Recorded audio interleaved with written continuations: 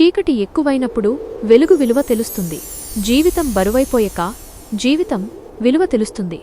ఒక మాట మనల్ని నిలబెడుతుంది. మనుషులు మనల్ని అర్థం చేసుకోకపోయినా దేవుని వాక్యం మాత్రం మౌనంగా మనతో మాట్లాడుతుంది. ఈ లోకం మాటలతో ప్రేమ చెప్తుంది. దేవుడు మాత్రం వాక్యంతో జీవితమిస్తాడు. సామెతల గ్రంథం చెప్తుంది, జీవమునకు మూలములు హృదయము నుండియే వెలువడును. హృదయం విరిగితే జీవితం కూలిపోతుంది. కాని అదే హృదయాన్ని వాక్యం తాకితే జీవితం మారిపోతుంది. దేవుడు ముందుగా హృదయాన్ని మార్చుతాడు, తరువాతే పరిస్థితులను మార్చుతాడు. జ్ఞానము పొందుట వెండికన్నా మేలైనది. ఈ లోకం డబ్బు చూపిస్తుంది, పదవి చూపిస్తుంది, కాని శాంతి చూపించదు. వాక్యం మాత్రం దారి చూపిస్తుంది, బలమిస్తుంది, శాంతి ఇస్తుంది. అక్కడే కీర్తనలు మాట్లాడతాయి. యెహోవా నా వెలుగు, నా రక్షణ. కీర్తనలు 27:1.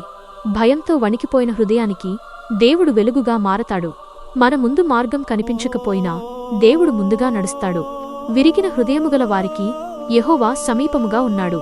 కీర్తనలు 34:18. ఈ మాట వినే క్షణంలోనే ఒంటరితనం కరిగిపోతుంది. ఎందుకంటే విరిగిన చోటే దేవుడు తన చేయి వేస్తాడు, పడిపోయిన చోటే దేవుడు లేపుతాడు. జీవితం సినిమాలాంటిదే, కాని దర్శకుడు దేవుడైతే చివరి సీను ఓడిపోవడం కాదు. విజయం డబ్బు ఉన్నంతవరకే ప్రేమ, అందం ఉన్నంతవరకే ప్రేమ, అవసరం ఉన్నంతవరకే ప్రేమ. కాని ఒక మాట గుర్తుపెట్టుకోండి, యెహోవా ఎడల భయభక్తి జ్ఞానమునకు ఆరంభము. మన జీవితానికి దారి చూపించేది డబ్బు కాదు, మనకు బలమిచ్చేది మనుషుడు కాదు, మనను నిలబెట్టేది దేవుని వాక్యమే. మన చేతులు వదిలిపోయినప్పుడు కూడా, మన కన్నీళ్లు ఎవరికీ కనిపించినప్పుడు కూడా వాక్యము మనతో ఉంటుంది. కీర్తనల గ్రంథం ఇలా చెప్తుంది, యెహోవా నా కాపరి, నాకు లేమి కలుగదు. కీర్తనలు 23:1. మనకు అందరూ దూరమైనప్పుడు కూడా మన వెనక నడిచే ఒకే ఒక ప్రేమ ఉంది, అది యేసు ప్రేమ. ఈ లోకం నిన్ను వదిలేస్తుంది, కాని దేవుడు నిన్ను వదలడు. ఈ లోక ప్రేమ మాటల్లో ఉంటుంది, దేవుని ప్రేమ త్యాగంలో ఉంటుంది. ఈ లోక ప్రేమ అవసరానికి మారుతుంది, దేవుని ప్రేమ ప్రాణానికి నిలబడుతుంది. నీ కృప నా ప్రాణము కంటే మేలైనది. కీర్తనలు 63:3. ఈ లోకంలో వాక్యం కన్నా గొప్పది ఏదీ లేదు. దేవుని ప్రేమ కన్నా నిజమైన ప్రేమ ఇంకొకటి లేదు. దేవుని వాక్యమే మన మార్గదర్శి. దేవుని వాక్యం శక్తివంతమైనది. అది గుడ్డివారికి చూపును, కుంటివారికి నడకను ఇచ్చే అద్భుత శక్తి. పడిపోయిన మనిషిని లేవనెత్తి ప్రాణాన్ని కాపాడేది ఆ దేవుని ప్రేమే. కీర్తనల గ్రంథం ఇలా సెలవిస్తోంది, నీ వాక్యము నా పాదములకు దీపమును, నా త్రోవకు వెలుగునైయున్నది. కీర్తనలు 119:105.